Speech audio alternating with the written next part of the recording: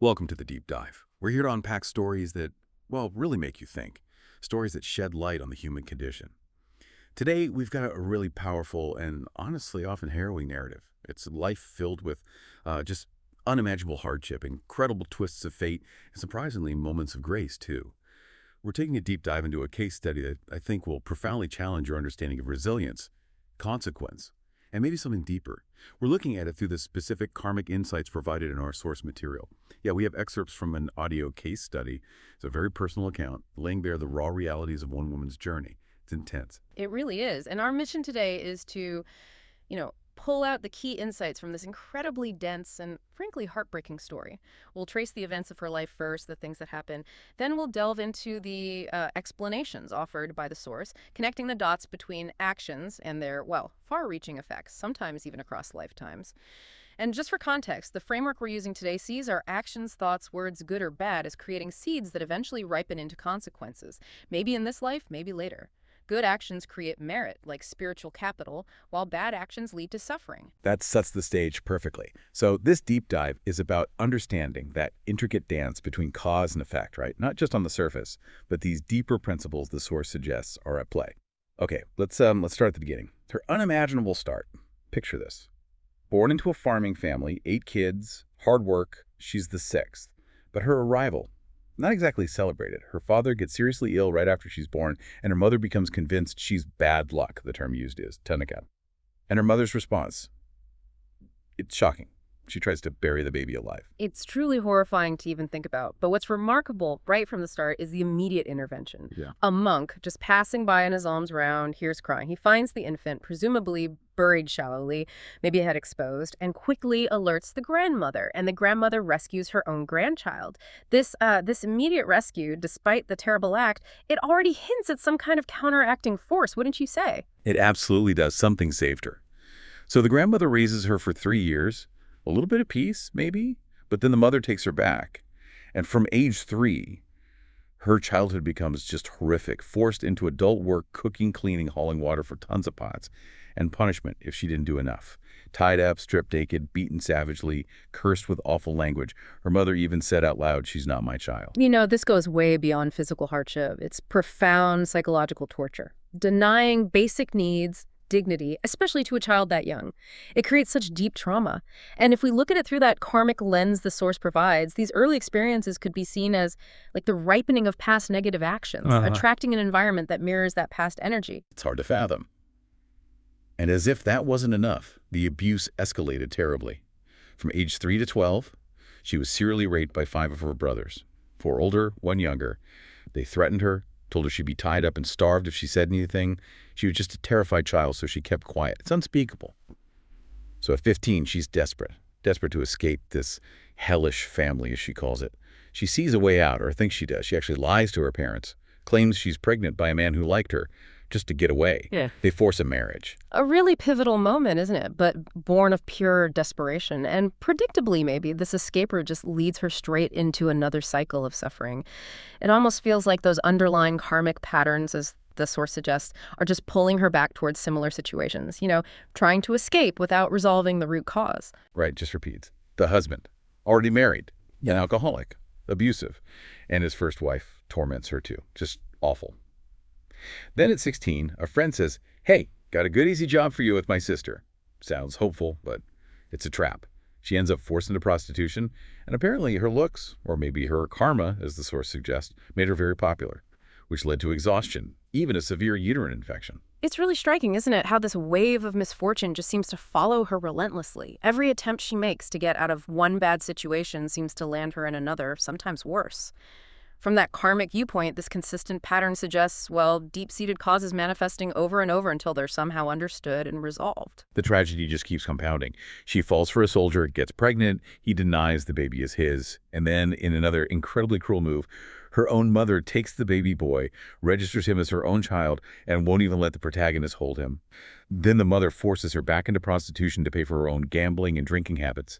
Just an insatiable demand for money. And the trauma doesn't stop. She's traveling by train for work down south, and she's raped at knife point by a stranger in the night. She manages to escape, bravely jumping off the train at a station, but the weight of everything, It just becomes too much. At 18, she makes her first suicide attempt, ties a large rock to herself, jumps into a river, determined to end it all. But then, just by chance it seems, a boatman passes by, sees her, pulls her out, saves her life, telling her, "Don't die yet." You know, this repeated pattern, being pulled back from the very edge, despite the immense suffering and her own attempts to end it, it really suggests something powerful at play. Maybe an unfulfilled purpose, or, like the source suggests, a strong protective karmic force. After being saved, she's taken in by someone promising care. Seems like a break, right? Nope. Turns out to be another brothel owner. The suffering just escalates again. Beaten daily, even when she's pregnant 3-4 months along. The owner's second wife also abuses her, even tries to cause a miscarriage. It's just a relentless cycle of exploitation. She escapes again, runs back to her mother, gives birth, this time to a daughter. But the mother, who took the son, rejects the daughter, just refuses to help. Cruel. Only when the protagonist promises money does the mother agree to raise the little girl, but she treats the granddaughter with the exact same cruelty she showed her own daughter. Beatings, starvation. The source even mentions immersing the toddler in a water jar up to her neck while the grandmother just sits there drinking and gambling. Witnessing this horror, on top of her own pain, our protagonist just breaks down. She turns heavily to alcohol, cigarettes, cannabis, drugs, anything to numb the suffering. Drinking daily, crying herself to sleep every single night. At 23, she tries again. Second suicide attempt. Locks herself in a room, ties a thick rope to the ceiling beam, kicks the chair away. But she wakes up on the floor, alive, confused. The rope, it's cut. Not frayed or broken, but cut. She has no idea who could have done it. The door was locked from the inside. It's completely baffling. Yeah, that specific incident, the cut rope in a locked room, it really raises questions, doesn't it? About unseen forces, maybe, or some deeper meaning behind her survival.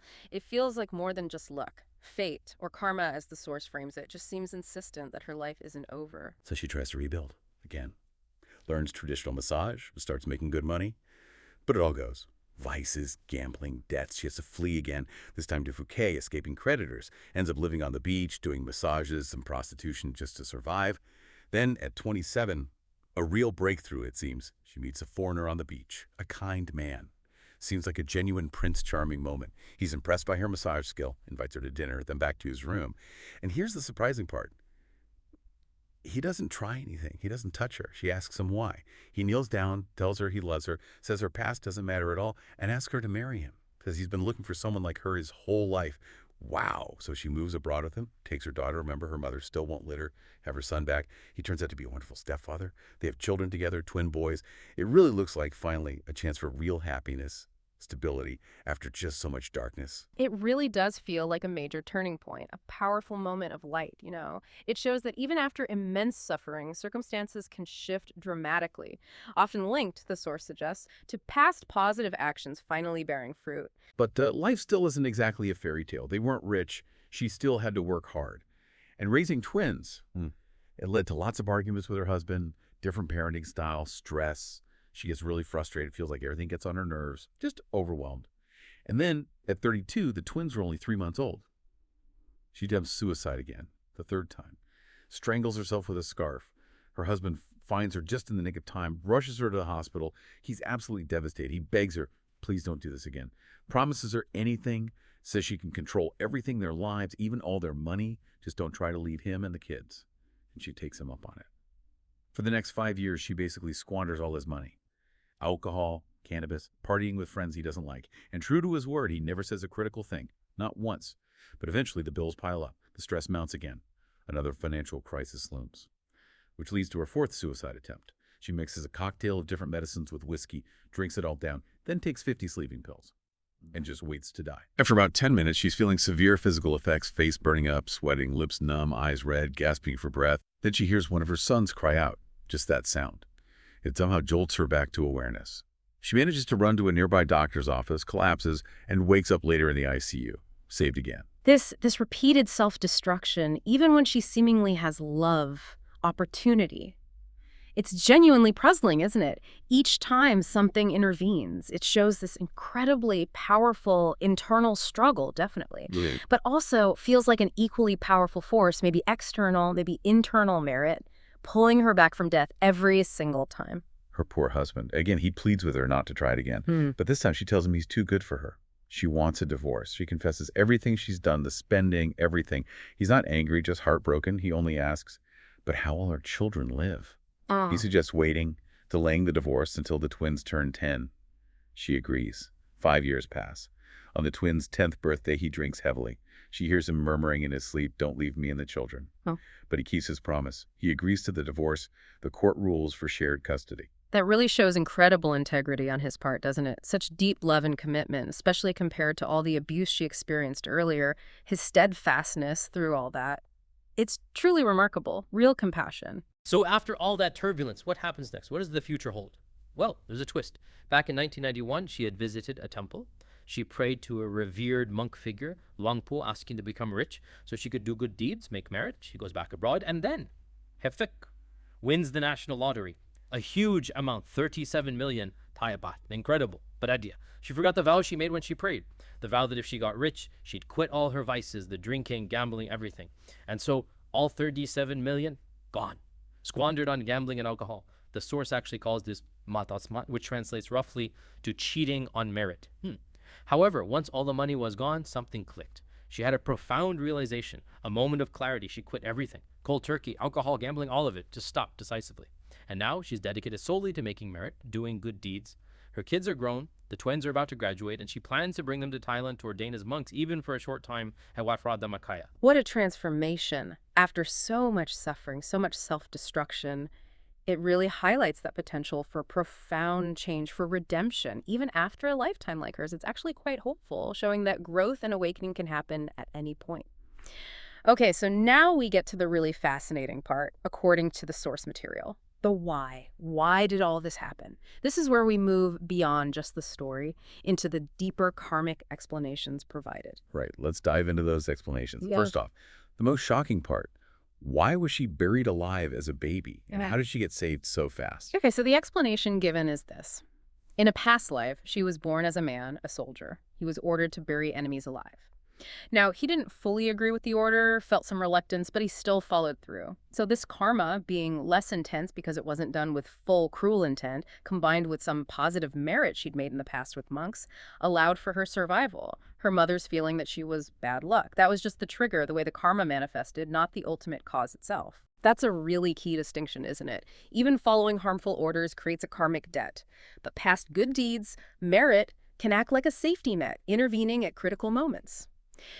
Okay, what about the horrific childhood abuse from her mother and the fact her own daughter later suffered similar, though maybe slightly less severe, treatment from the grandmother? Why that cruel cycle? Right. The source connects this back to several past lives. In one, she was a wealthy, quite aggressive man, beat his servants, cursed them, was also a womanizer.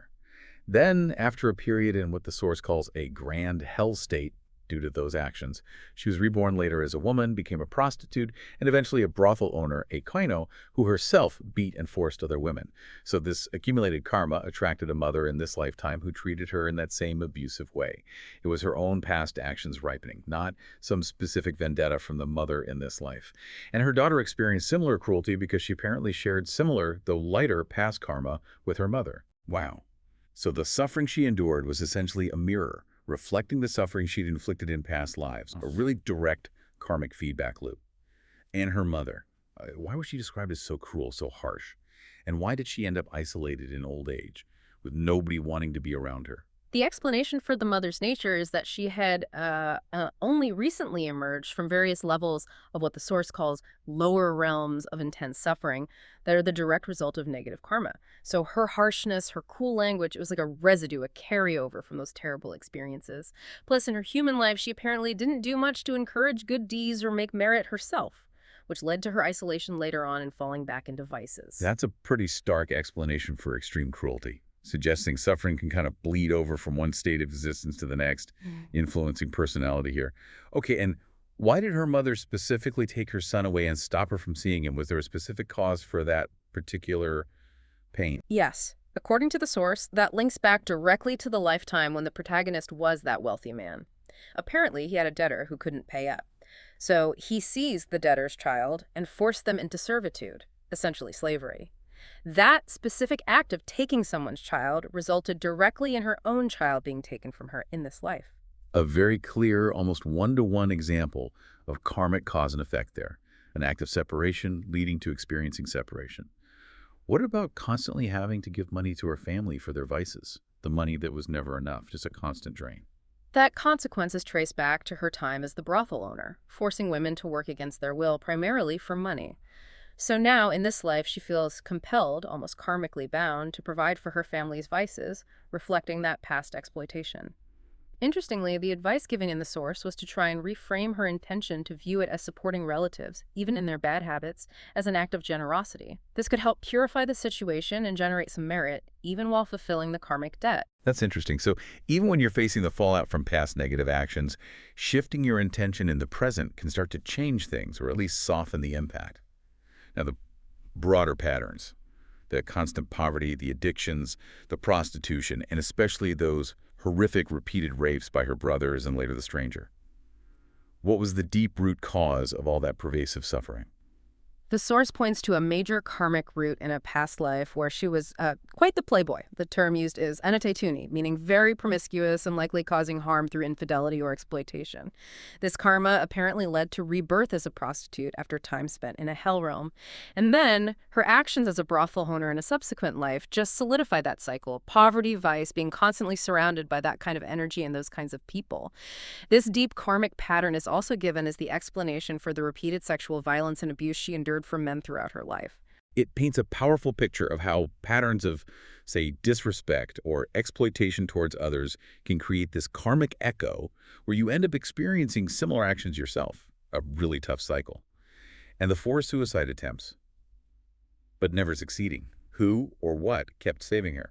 Well, the karma pushing her towards suicide attempts is linked back to her time as a brothel owner again, forcing women to work, causing them such despair that some apparently tried to kill themselves. However, her repeated survival is attributed to old merit. Positive karma accumulated from past good deeds, particularly involving support for the monastic community, for monks. Think of this merit like, spiritual savings, maybe. A positive force that acts protectively, intervening right at those critical moments when the negative karma of wanting to die ripens. It's just incredible, that persistence of survival, or maybe that protective force. It really makes you ponder fate, choice, and how powerful past goodness can be. Okay, but specifically that second attempt to cut rope, that seems less like general protection and more like a direct intervention. What was the explanation there? Ah, right, the source clarifies that one. The rope wasn't actually cut by anyone. It was just very old and frayed, almost broken already. Her intense desperation, her focus on dying, meant she just didn't notice how weak it was, so it snapped under her weight due to its own weakness. Her accumulated merit also played a part in the timing and the fact it broke before it was too late.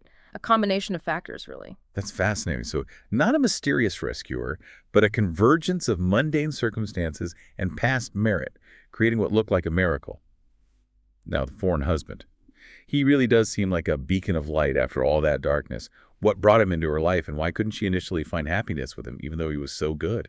Okay, meeting him is linked to a really specific, powerful act of merit from a past life. Remember when she was a prostitute? In that life, she apparently escaped her situation for a time, found a temple, and saw a highly respected elder monk out collecting alms.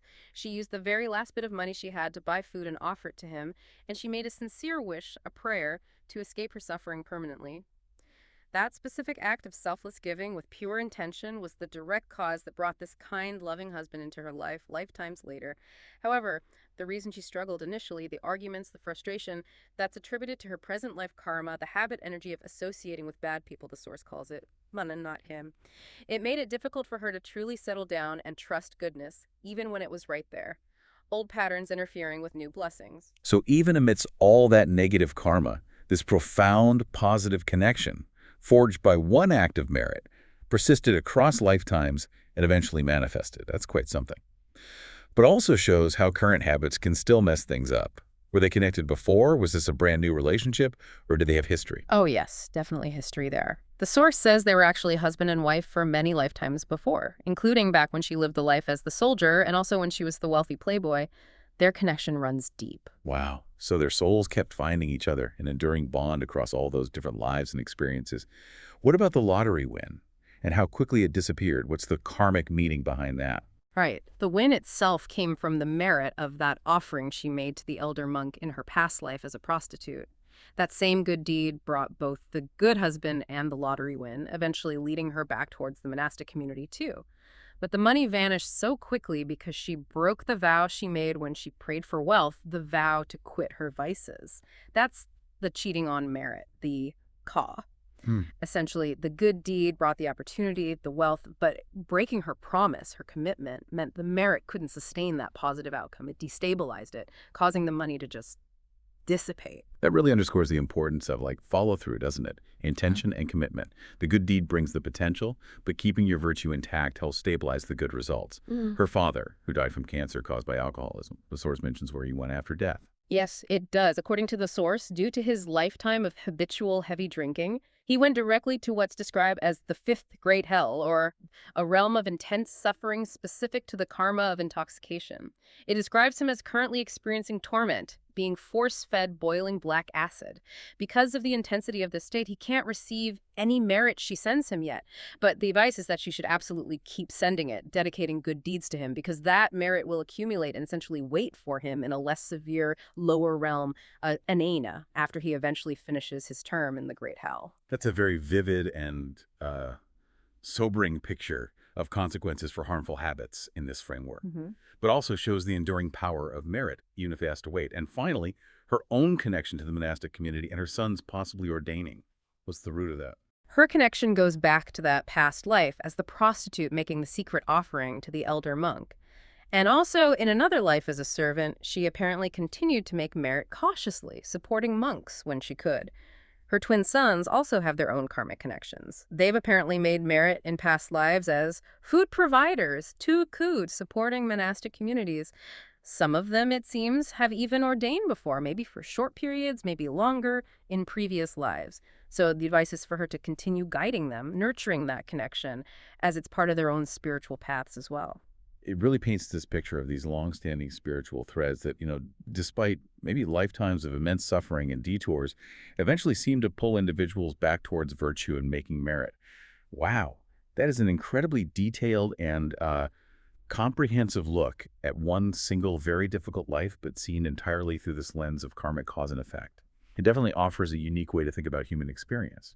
It really does. This deep dive, I think, powerfully underscores that core principle within this framework, that life in this ongoing cycle of rebirth is fundamentally about cause and effect. Actions have consequences.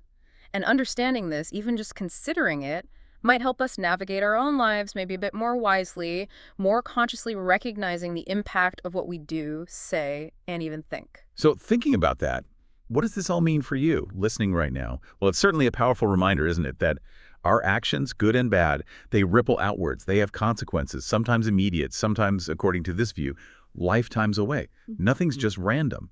Our present is shaped by our past. Exactly. And maybe just as importantly, it shows that even in the absolute darkest moments, even after a life filled with suffering like hers, there can still be a path towards redemption, towards profound change. Often, it seems, through sincere intention, turning towards goodness and accumulating merit. That potential for transformation, it's always there. Yeah, this deep dive really does highlight the power of that intention and the real possibility of transformation. It really shows it's never truly too late to change your path, to choose differently. So here's your provocative thought for today, building on all this. If our past actions really do have such clear and impactful results down the line, what's one small intentional action you could take today? Just one thing to consciously cultivate the kind of future you truly desire. Thank you so much for joining us for this incredibly insightful deep dive. We'll be back soon with another stack of sources to unpack together.